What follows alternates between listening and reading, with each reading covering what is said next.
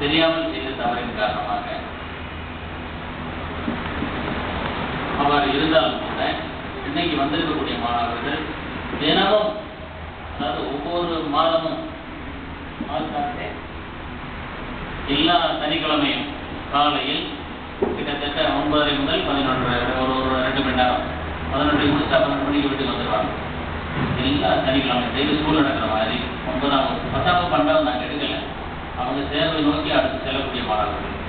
9ஆம் வகுப்பு மாணவர்களுக்கு இந்த பாதிப்பு இருக்கக்கூடாது, நல்லா வளர்க்கல, நல்லா வழிகாட்டலைங்கிற பாதிப்பு இருக்கக்கூடாது என்பதற்காக இந்த ஒரு வாய்ப்பு ஏற்பாடு செய்யப்பட்டுள்ளது.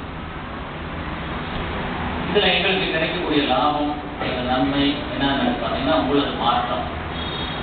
கிருஷ்ணன் அவர்களும் அந்த டீம் வந்து ஃபுல்லாக ஒரு இதில் எனக்கு செய்யப்பட்டு உங்ககிட்ட நல்ல பழக்க வழக்கங்கள் வரக்கூடியதை பார்க்கும்போது அதுதான் நாங்கள் எதிர்பார்க்கக்கூடிய மனதுக்கு திருப்தி அளிக்கக்கூடிய ஒரு முக்கியமான லாபம் என்றே கூறலாம். மகிழ்ச்சி, அந்த சந்தோஷம் நாங்கள் அடையணும். அதுபோல் ஒத்துழைப்பு நல்கக்கூடிய மாணவர்கள் மட்டும் பேர் கூறணும். எல்லா சனிகளும் நான் அவசியம் வந்துடுறேன், நானும் வாழ்க்கையில் நல்லா வரணும், நானும் வாழ்க்கையில் வெற்றி அடையணும், இதுவரை அடித்தளத்தில் இருந்தாலும் மோசமாக இருந்தாலும் இனிமேலும் என்னுடைய வாழ்க்கை வீணாகக்கூடாது. இன்றைக்கு ஒரு தீர்மானம் எடுத்து அதை தொடர்ந்து பிடிவாதமாக பிடிச்சனால வாழ்க்கையில் வெற்றி அடைந்தே தீருவேன். நல்ல நிலைமைக்கு வந்து நானும் 1000 பேருக்கு உதவி செய்யணும், 10,000 பேருக்கு உதவி செய்யணும், இதுக்கு உதவி செய்ய முடியும். நினைச்சு பாருங்க, ஹெட்மாஸ்டரே படிக்காதவரோ ஏதாவது ஒரு கிராமத்தில் ஆடு மாடு மேய்ச்சிட்டு இருந்தால் ஏதாவது உதவி கிடைக்கும் உனக்கு ஒரு சிலதெல்லாம் ஏதோ கொஞ்சம் கொஞ்சம் நாங்கள் செய்துட்டு வரோம். நானே படிக்காதவன் ஒன்றும் இல்லாதவன் இருந்தால் நானே எப்படி உதவி செய்ய முடியும்?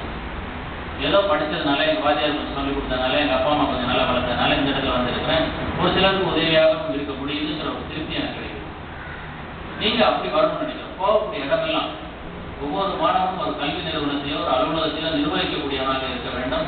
நான் எல்லார்ட்டையும் அன்பாக இருக்கிறது உதவி செய்வதை விட நீங்கள் இன்னும் கொஞ்சம் நீங்கள் படித்ததுனால இன்னும் கொஞ்சம் அதிகமான அளவு உதவி செய்யக்கூடியவரை வளர்ந்து வர வேண்டும். அந்த ஒரு தீர்மானத்தோடு இன்றைக்கு வந்து உங்கள் பெயர் வந்து பதிவு செய்து கொள்ள வேண்டும்.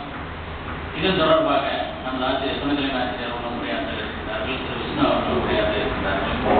அவருடைய ஸ்கீமெல்லாம் சொன்னாங்க என்ன நீங்கள் வந்து அதை பயன்பாட்டுக்காக எடுத்துக்கொள்ள வேண்டும். பெற்றோர்கள் தயவு செஞ்சு நான் அந்த 9:30 9 மணிக்கு அனுப்பியிருக்கேன். அனுப்பிட்டு ஒரு 2 மாதம் 3 மாதம் 4 மாதம் கழித்து மறுபடியும் ஒரு மீட்டிங் போட சொல்லுவோம். அதில் இருக்கக்கூடிய மாணவர்களே நீங்களே என்ன செய்யணும், இவ்வளோ நல்லா இருக்குது, இவ்வளோ பயனுள்ளதாக இருக்குங்கிறத பெற்றோர்கிட்ட எடுத்து சொல்லி அடுத்த கூட்டத்துக்கு வந்து எல்லா பெற்றோர்களையும் கூட்டிட்டு வரணும். எதுக்குன்னா, உங்களுக்கு நன்மை ஏற்பட வேண்டும் என்றால் ஆசிரியர்கள் முழு மனதுடன் செயல்பட வேண்டும்.